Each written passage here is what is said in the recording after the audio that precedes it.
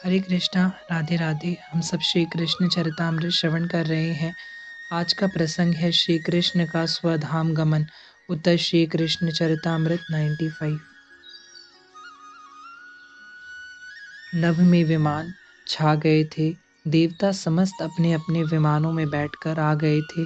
देवराज अपने ऐरावत हाथी में बैठे थे। तो ऐसी समय हंसारूढ़ होकर सृष्टिकर्ता भी इन 16 कला पूर्ण श्री कृष्ण चंद्र जू के स्वधाम गमन की लीला का दर्शन करने अपूर्व उत्साह के साथ उपस्थित हो गए थे। पर पीछे से वृषभरूढ़ भगवान शंकर भी उमा के साथ आकर बड़ी उत्सुकता से नीचे देखने लगे थे।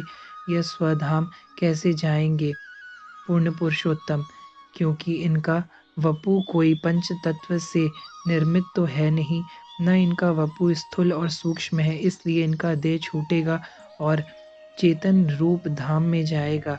ऐसा कहना भी पाप है। उद्धव बोले थे विदुर जी को, हमारी तरह थोड़ी है भगवान का देह, वह तो चिन्मय है। सबको यह लीला देखनी थी।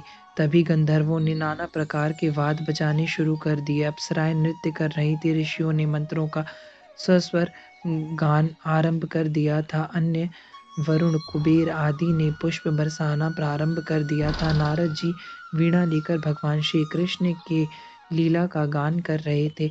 चारों ओर से भगवान श्री कृष्ण के मंगलमय नामों का गान हो रहा था। ये कैसे जाएंगे स्वधाम, ये रहस्य था। इसी रहस्य को जानने के लिए तो ब्रह्मा, शिव, इंद्रादि और समस्त ऋषि आज यहाँ उपस्थित थे। स्वर्ग सत्य लोक होते हुए जाएंगे या सीधे जाएंगे स्वधाम, देवराज का प्रश्न था ब्रह्मा जी से।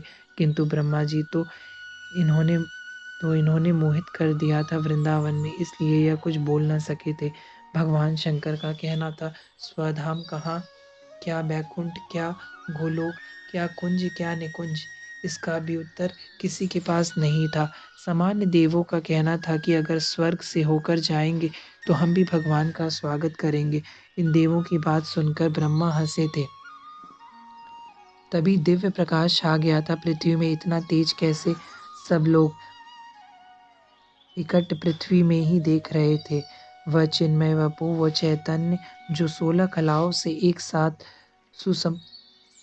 सुसंपन्न होकर इस धरा में अवतरित हुआ था, यह अद्भुत और अकल्पनीय था। नीलवर्ण श्याम वपु दिव्य कांति युक्त भगवान श्री कृष्ण ने एक बार ऊपर की ओर दृष्टि उठाई, स्वयं का रूप शिवादि को देखा। फिर कमल नयन ने अपने नयन मूंद लिए थे। पृथ्वी उनके तेज से आज दमक उठी थी।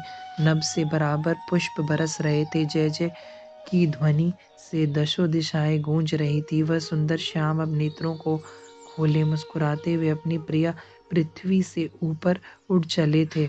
ब्रह्मा देख रहे थे, शंकर देख रहे थे, देवों ने भी अपनी दृष्टि गड़ा रखी थी कि ये कहाँ जाएंगे, कैसे जाएंगे।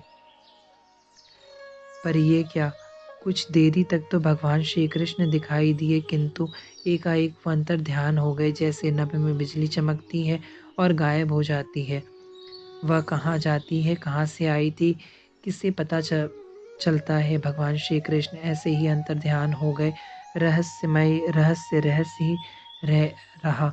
बैकुंठ में भी वही विराजमान हो गए थे, गोलोक में भी वही, कुंज निकुंज में भी श्री राधा रानी के साथ सब सखियों को आनंद प्रदान कर रहे थे। वो गोलोक में भी अपनी मैया यशोदा के लाडले बनकर गौचारण के लिए मचल रहे थे। मनसुख आदि सब ग्वाल बाल इनके सनातन लीला के परिवार थे ही।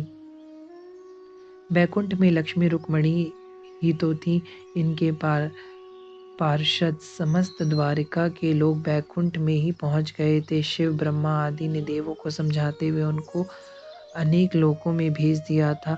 इनको कौन समझ सका है, इनकी लीला अगोचर है, वहां तक पहुंच पाना असंभव ही है। देवों ने प्रणाम किया और भगवान श्री कृष्ण के चरणों का ध्यान करते हुए सब अपने अपने लोकों में चल गए थे। इस प्रकार तात भगवान श्री कृष्ण ने स्वधाम गमन किया। उद्धव ने प्रणाम किया वहीं, और विदुर जी ने भी परम पुष्प, जिससे यह समस्त सृष्टि की लीला सतत चलती रहती है, ऐसे भगवान की लीला को बुद्धि से क्या समझा जा सकता है। ऐसे भगवान श्री कृष्ण को हमारा बारंबार प्रणाम है, प्रणाम है, प्रणाम है। हरे कृष्णा, राधे राधे।